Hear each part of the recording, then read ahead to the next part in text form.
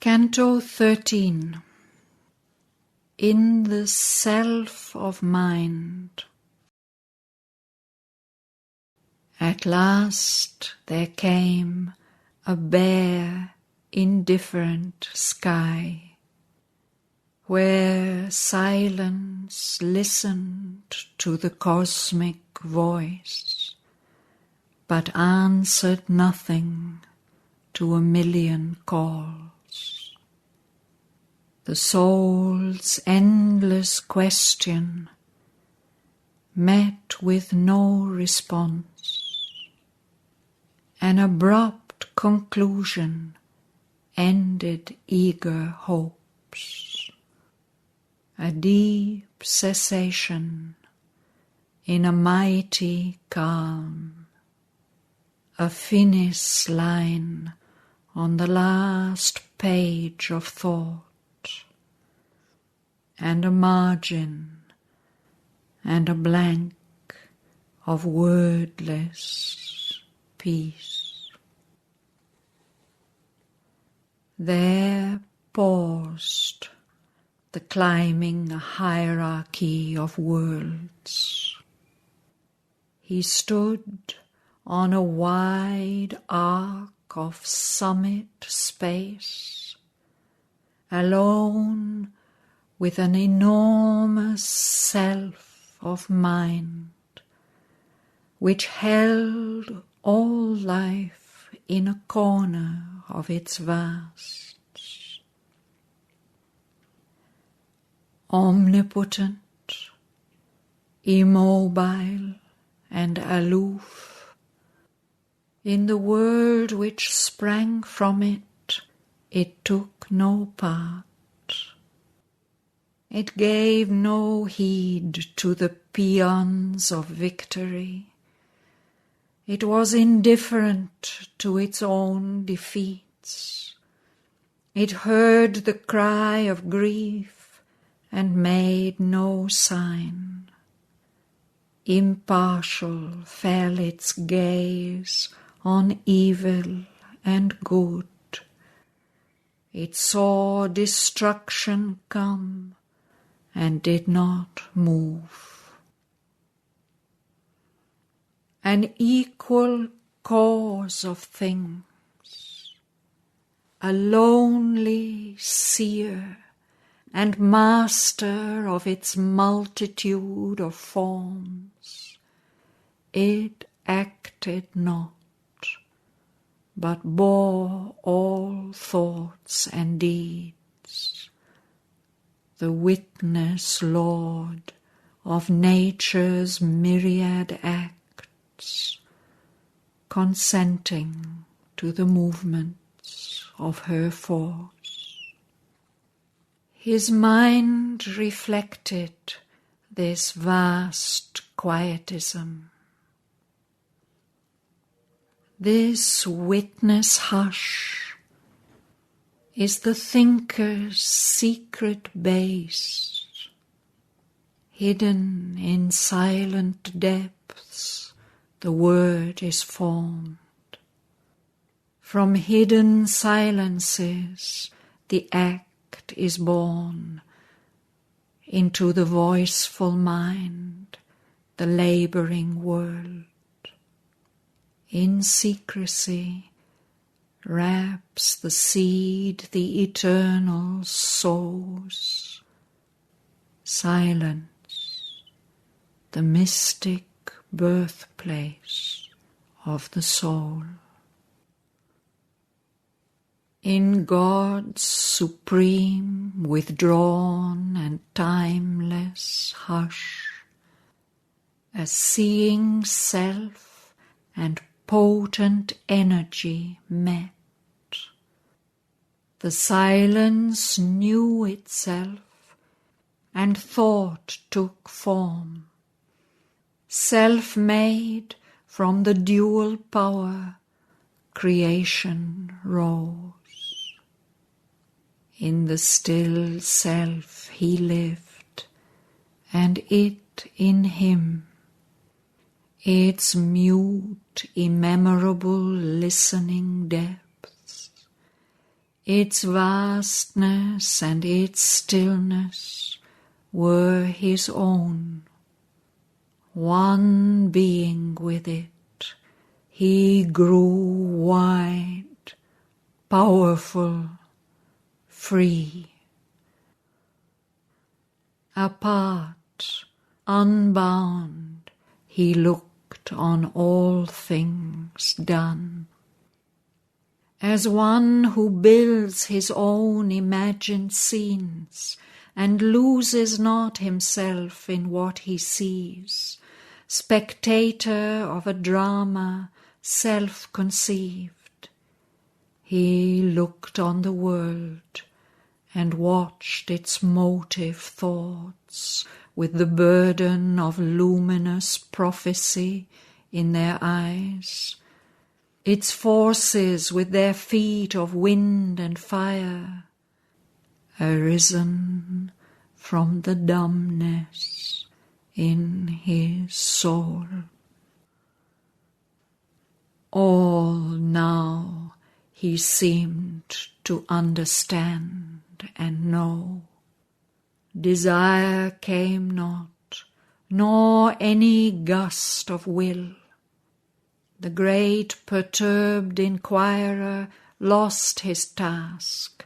Nothing was asked nor wanted any more. There he could stay. The self, the silence won. His soul had peace. It knew the cosmic whole. Then suddenly a luminous finger fell on all things seen or touched or heard or felt, and showed his mind that nothing could be known. That must be reached, from which all knowledge comes. The skeptic ray disrupted all that seems, and smote at the very roots of thought and sense. In a universe of nescience they have grown, aspiring towards a superconscient sun, playing in shine and rain from heavenlier skies they never can win, however high their reach, or overpass, however keen their probe. A doubt corroded even the means to think. Distrust was thrown upon mind's instruments. All that it takes for reality's shining coin, proved fact, fixed inference, deduction clear, firm theory, assured significance, appeared as frauds upon time's credit bank, or assets valueless in truth's treasury. An ignorance on an uneasy throne, travestied with a fortuitous sovereignty, a figure of knowledge garbed in dubious words and tinsel thought forms, brightly inadequate. A labourer in the dark, dazzled by half-light. What it knew was an image in a broken glass. What it saw was real, but its sight untrue. All the ideas in its vast repertory were like the mutterings of a transient cloud that spent itself in sound, and left no trace. A frail house hanging in uncertain air, the thin, ingenious web round which it moves, put out a while on the tree of the universe and gathered up into itself again, was only a trap to catch life's insect food. Winged thoughts that flutter fragile in brief light, but dead once captured in fixed forms of mind. Aims puny, but looming large in man's small scale.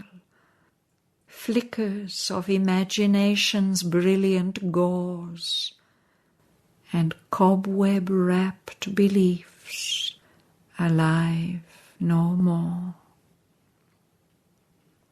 The magic hut of built-up certitudes, made out of glittering dust and bright moonshine, in which it shrines its image of the real, collapsed into the nescience whence it rose.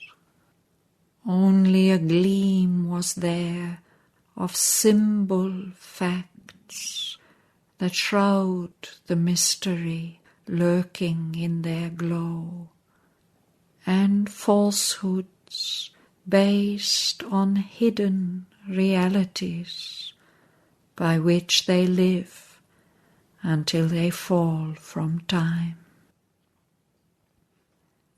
Our mind is a house haunted by the slain past, ideas soon mummified, ghosts of old truths, God's spontaneities tied with formal strings and packed into drawers of reason's trim bureau.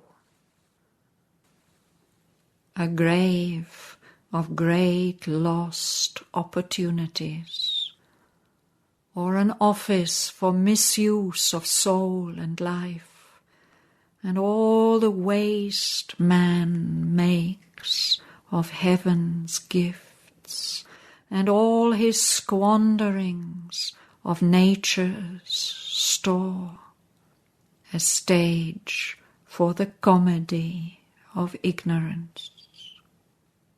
The world seemed a long, aeonic failures scene. All sterile grew, no base was left secure. Assailed by the edge of the convicting beam, the builder reason lost her confidence in the successful sleight and turn of thought that makes the soul the prisoner of a phrase. Its highest wisdom was a brilliant guess. Its mighty structured science of the worlds, a passing light on being's surfaces. There was nothing there but a schema drawn by sense, a substitute for eternal mysteries, a scrawl figure of reality, a plan and elevation by the architect word imposed upon the semblances of time. Existence self was shadowed by a doubt. Almost it seemed a lotus leaf afloat on a nude pool of cosmic nothingness. This great spectator and creator mind was only some half-seeing's delegate, a veil that hung between the soul and light, an idol, not the living body of God. Even the still spirit that looks upon its works was some pale front of the unknowable. A shadow seemed the wide and witness self, its liberation and immobile calm, a void recoil of being from time-made things, not the self-vision of eternity. Deep peace was there, but not the nameless force. Our sweet and mighty Mother was not there, who gathers to her bosom her children's lives, her clasp that takes the world into her arms in the fathomless rapture of the infinite, the bliss that is creation's splendid grain, or the white passion of God ecstasy that laughs in the blaze of the boundless heart of love. A greater spirit than the self of mind must answer to the questioning of his soul, for here was no firm clue and no sure road. High climbing pathways ceased in the unknown. An artist's sight constructed the beyond in contrary patterns and conflicting hues. A part experience fragmented the whole. He looked above, but all was blank and still. A sapphire firmament of abstract thought escaped into a formless vacancy. He looked below, but all was dark and mute. A noise was heard between of thought and prayer, a strife, a labour without end or pause. A vain and ignorant seeking raised its voice. A rumour and a movement and a call, a foaming mass, a cry innumerable, rolled ever upon the ocean surge of life along the coasts of mortal ignorance. On its unstable and enormous breast, beings and forces, forms, ideas, like waves, jostled for figure and supremacy, and rose and sank and rose again in time. And at the bottom of the sleepless stir, a nothingness, parent of the struggling worlds, a huge creator death, a mystic void, forever sustaining the irrational cry, forever excluding the supernal word, motionless, refusing question and response, reposed beneath the voices and the march, the dim inconscience, dumb incertitude. Two firmaments of darkness and of light opposed their limits to the Spirit's walk. It moved veiled in from self's infinity, in a world of beings and momentary events, where all must die to live and live to die. Immortal by renewed mortality, it wandered in the spiral of its acts, or ran around the cycles of its thought, yet was no more than its original self, and knew no more than when it first began. To be was a prison, extinction the escape.